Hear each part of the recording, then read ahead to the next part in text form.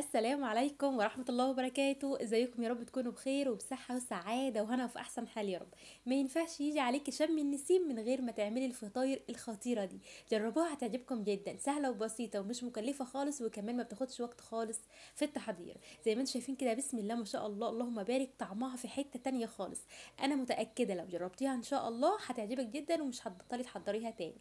سهلة وبسيطة، تنفع معاكي في فطار وفي عشاء. زي ما انتم شايفين كده، اللهم بارك، شايفينها من جوه عاملة ازاي.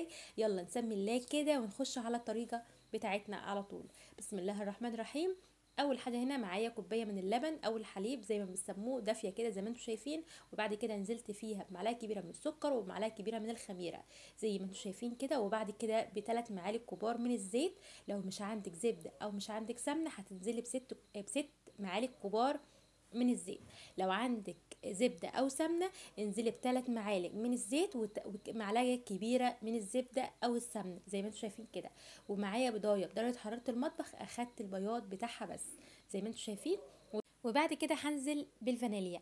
وبعد كده معايا نص كيلو بالظبط من الدقيق، هنزل بيه واحده واحده كده لحد ما العجينه تظبط معايا. انا مش عايزه العجينه بتاعتي تكون جافه ومش عايزاها طريه، انا عايزاها الملمس بتاعها يكون ناعم جدا زي ما انتم شايفين. وبعد كده لما نزلت بالدقيق على طول نزلت بمعلقه صغيره من البيكنج باودر وكمان معلقه كبيره كده من الخل.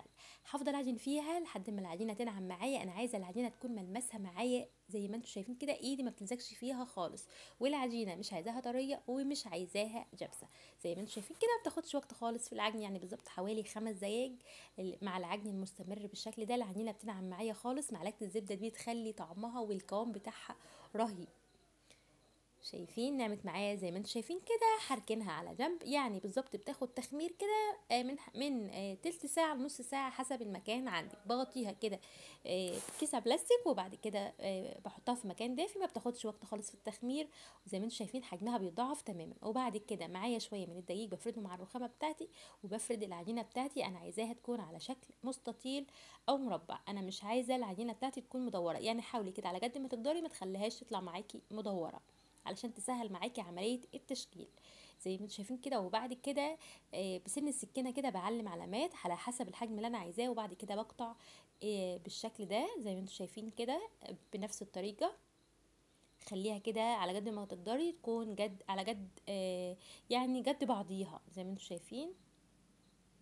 وبعد كده بلفها على شكل رول. وبعد كده بحط الحته الصغيره كده من تحت اللي هي الجفله علشان ما تفكش معايا. ما تخافيش، هي مش هتفك معاكي ان شاء الله، بس امان ليها ان هي تحطي الجفله الصغيره دي لتحت وتحطيها عليها.